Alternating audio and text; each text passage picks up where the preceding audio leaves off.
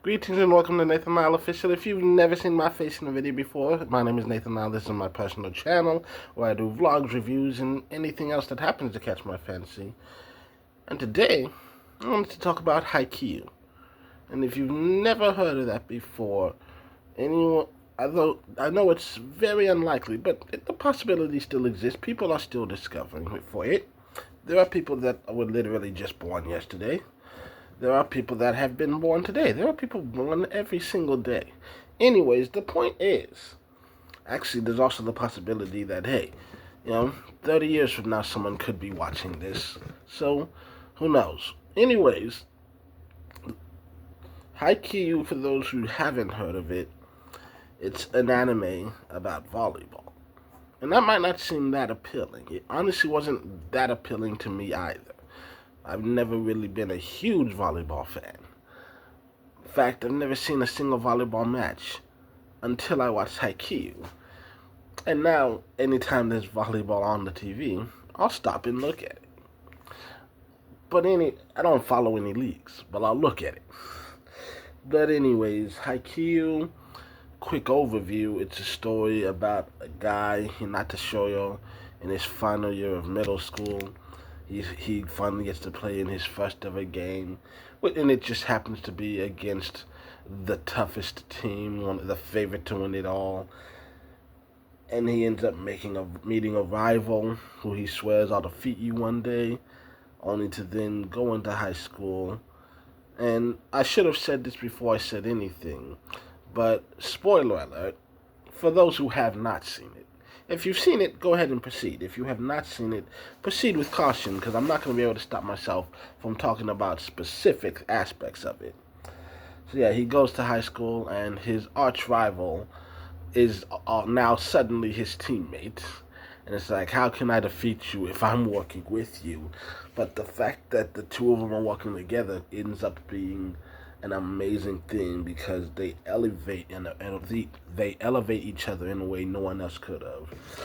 Hinata's one of the only people athletic enough to handle, Kageyama's sets, and Kageyama's one of the only people that could set to Hinata well enough for him to actually do the job well, because he's not that good at first. But it's about them getting better and improving physically as well as just their strategy and learning how to play the game, how to play it well, how to be good teammates. And you see the team getting better and better and progressing further in tournaments as each season goes by. And the biggest thing I can say in favor of Haikyu is that rewatch value is a big thing for me. There are so many stories where it's only good the first time. There are some stories that, literally, I'll watch it once and I absolutely love it. But the second time sitting through it, I can't even finish it. It's lost all meaning. Wanting to know what happens and how it ends is the important part. But after that, who cares? And Haikyu is one that, even knowing exactly what happens, I'm still on my feet. I can't remember which season was. Maybe 3, maybe 5, maybe 4. I don't know. Because, one of the seasons, it ended. Because, the final episode happens on the day that I go to work. And I end up coming home from work at, 2 in the morning. And yet, here I am at 2 in the morning. Shoyo and Tobio, they get a block. And I'm sitting here standing. I want to say it is season 5, if I'm remembering correctly. And I'm just standing on my feet, shouting at the screen at 2 in the morning. I'm standing on my couch, shouting at my laptop at 2 in the morning. And rewatching it again, even though I remember every single thing about it, still gets me just as hyped. And I don't necessarily understand all the technical aspects of it, but the way that they pace the action, when they slow it down, when they speed it up, a lot of the angles they take, that you get really invested in the action, but they also do a good job of getting you invested in the characters. And this, I've never said this about anything. I mean, it might be true of a few other things, but I don't think I've ever said this about any one specific project. This this story, the more I watch it, the more I like it. Cause like going back and rewatching old stuff, I'm noticing shit I didn't notice before, and there's things that I don't know if it was set up this way or if it's just like, well, we've got this build going, let's finish it, which hey, a lot of people don't do. But it's like there are things that happened in season three that you realize, oh, this was set up very well in season one. Like, and I'm noticing like a lot of these characters that the first time I watched it, it almost feels like they came out of nowhere. Like, who the fuck is this? But you're realizing like, oh, all of these people have been here since episode one. I was just so focused on Hinata and Kageyama, I wasn't looking at all the peripheral elements.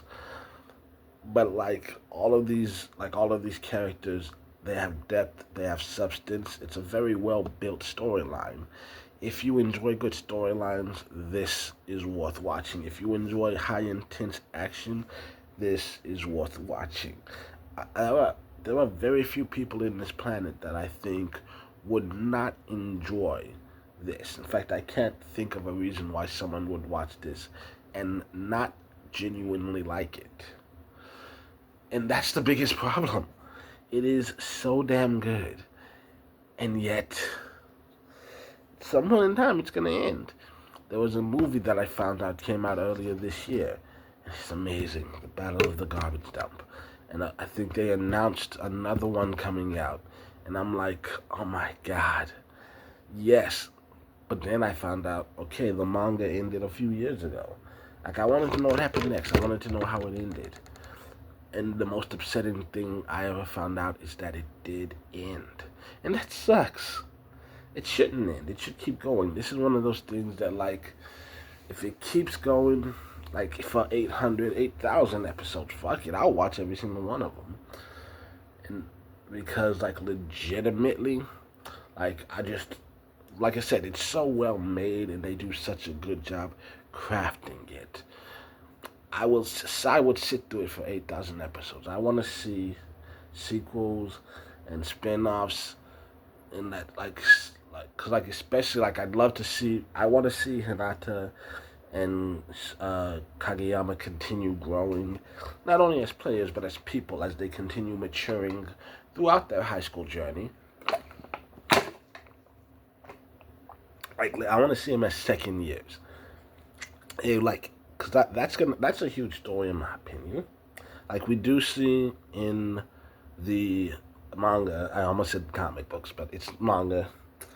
Because we get to see like, oh, fast forward to when they're adults and they're still playing, and we get to see them face off against each other. That's great and all, but I want to see them keep growing. Like, cause it's one thing being the gung ho, hyper, still a learning, uh, you know, exciting young rookie on the team. But what happens when they're second years and they're expected to be a little more mature, to be more reliable? When people are looking up at them, wondering what to do. I'd love to see new kids coming in. Like, what if because of their incredible performance, because they're losing Asahi because he's a third year. What if they get a new ace, a guy who's one of the most talented in the prefecture. Oh hell, fuck it, one of the most talented aces in the nation. And he goes to Karasuno, of all places, because he saw Kageyama and was like, this guy, this is the best setter in the country, and he's gonna bring out the best in me. And then he's shocked to be coming off the bench because he is so naturally talented and so great. But he'll come off the bench in the middle of matches as like a pinch, a pinch spiker, And he's like, Coach, what the hell? And he's like, I am using you to the best of your abilities. Yes, you're an amazing spiker, but you don't. But that's the only place you give 100% effort, when you're up in the air. You're not diving for the ball. You're not digging it out well. You have to think about the best for everyone. We're trying to win, and you are not trying to win. You're just trying to look good, spiking. And people like, God, Taka. What's Taka's name? Kata. I'm gonna have to look at it. The Tanaka. And Tanaka, he's a starter. It's his third year, and it's his last chance. And maybe he even goes to coach and does what? Why am I forgetting the setter's name? The other setter, but he goes to the coach Tanaka, and Tanaka goes to the coach, and he's like, "Hey man, if he's the better player, he deserves to be there." And coach tells Tanaka, like, "Ryu, this guy is definitely a better player than you, and at some point in time, he might end up taking your spot. But for right now, you are what's better for this team." Like, I think those are some interesting storylines. Not to mention now with Hinata, it's the first time in his life having someone talented behind him and feeling the pressure and the weight of that. Like, hey, there's someone behind me waiting for me to mess up, waiting for the chance to get in there. And also, what if they also get like, hey, another solid blocker, so they have their own iron wall, helping out with Suki, and then they can have different, and it gives them a lot more versatility. They have different lineups in there for different opponents and competitors. So they have a rotation where they can have a bunch of tall players up front who are also good at hitting and can come with some power, and a guy in Kageyama who knows how to use all of them correctly. And then there's they still got the best libero in the nation, and there's a lot of people looking at them like, oh, this is one of the favorites to win it this year. They shocked, but here's the thing: they don't go as far this year, because last year they shocked a lot of people with how good they are. This year there's a whole lot of people with a lot more game film on them. So even though they've got all these amazing weapons, their defense has improved greatly, their teamwork and synergy has improved, the world knows who they are, and they are coming from. It's a lot different when the target is on your back compared to when you're the underdog. So even though they're playing better than they did last year, they don't do as well in competition, and it ends up being a wholly disappointing season, which benefits them. Missed my mouth. It happens. But it benefits them next year because even though they're still technically a powerhouse, they're not the favorites. They're still somewhat considered underdogs because, hey, they're a powerhouse school because they've got some powerhouse names and can do some powerhouse plays, but no one necessarily expects them to win it all. But they're strong enough that no one would be shocked to see them out there playing well. And then, cut. There's, first of all, they have to figure out who is the captain, and I would go with the obvious one, their pent server, a guy who for 2 years hasn't even been a regular. He comes in, once a set to hit a few aces, and now suddenly he's the team captain, and you're like, well, wait, that doesn't make sense? I'm like, it makes perfect sense, because do Hinata and Kageyama actually seem like good leaders to you? Does Suki actually seem like a good leader to you? I think any one of them would be good senpais to their underclassmen, but I feel like Green Hair is the only one who could actually control his fellow seniors. Because would Suki ever really take orders from Kageyama? Would Tobio ever really take orders from Suki?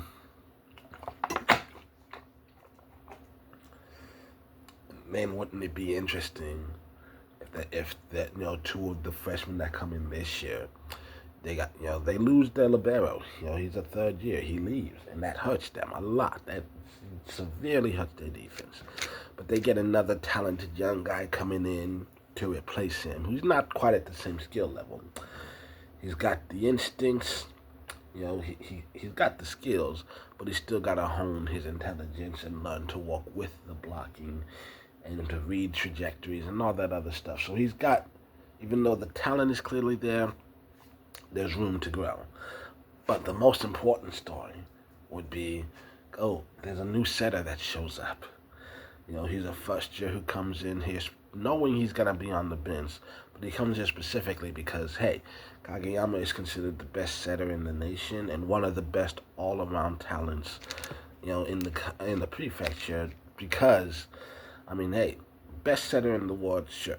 But the fact that he's also a hell of a spiker, and he's got an amazing jump serve, and he's a damn good receiver and blocker after a few years doing all this. Just an amazing all-around talent. He's turned into the Oikawa. I can't say it. Like he's surpassed Oikawa.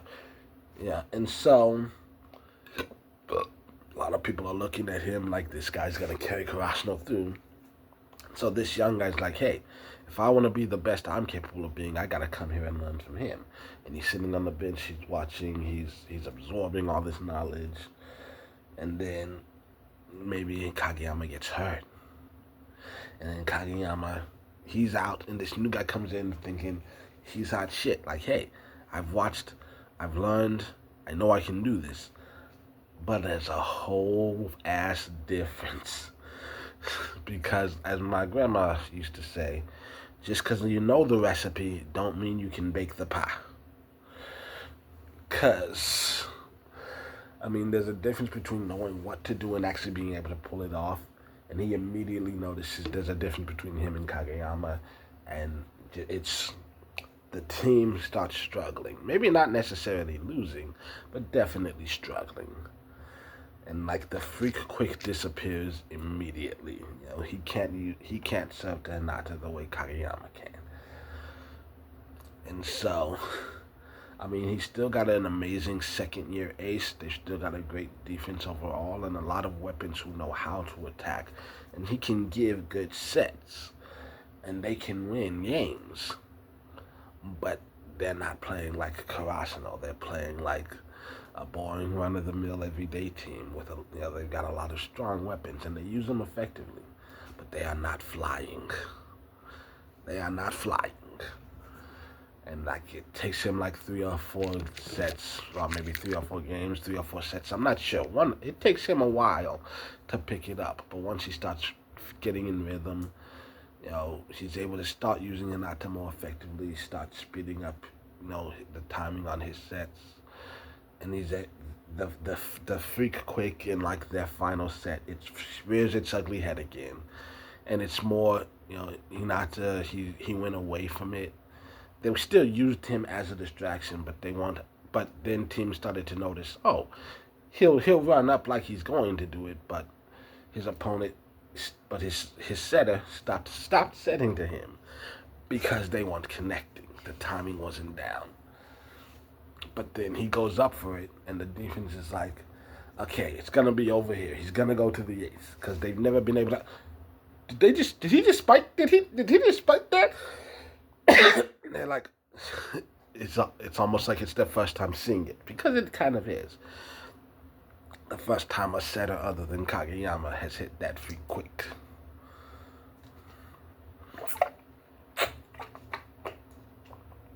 Anyways, this. If I didn't make it clear, this is all fan fiction. None of this has actually happened. This is just ideas that have been floating through my head. Like Haikyu is one that I wanted to keep going forever and ever and ever. And you know what? Spin-offs there should be spin-offs too. Well, like, hey, what about the girls team? What? Let's see Hinata in Brazil. Let's see a season or 2 from the girls' team where they're trying to build up, where they get some talented young members, and you see them actually win a couple of matches. They're still a while away from winning it all, but you're seeing the work they put in, and you're seeing the improvements they make.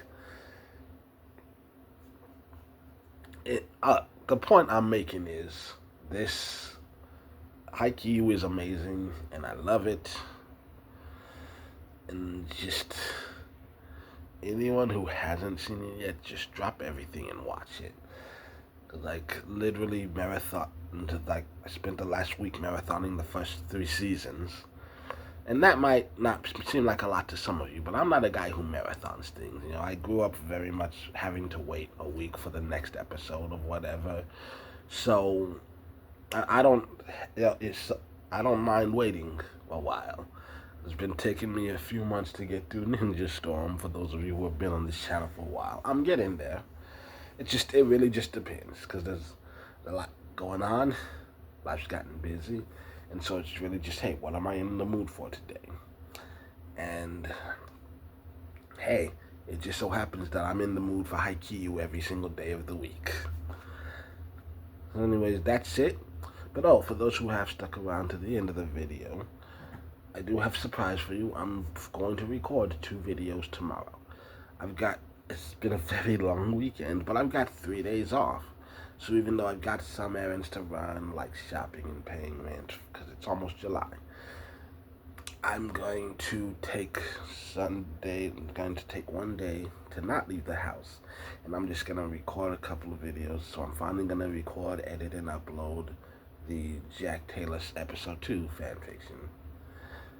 And then after that, okay, for some reason off the top of my head, I can't remember right now. I had another one planned, which half of you probably won't, most of you probably won't watch. It wasn't my most popular one, but it's one I want to do. So yeah, I've got one video for sure coming, and hopefully it'll be up before Sunday is done. But if not, Tuesday or Wednesday, it should be good. And then another one that I'm going to at least try to record my part of it. I don't know how much longer it'll take to build the entire thing. But I'm going to record the video. Like, I'm making the effort, I'm making the progress. So anyways, yeah. That's it. Hope you enjoyed it. So, till the next time you see me, my name is Nathan. I hope you have a great day, week, month, year, however long it is. Should only be a day or two. We'll see. Should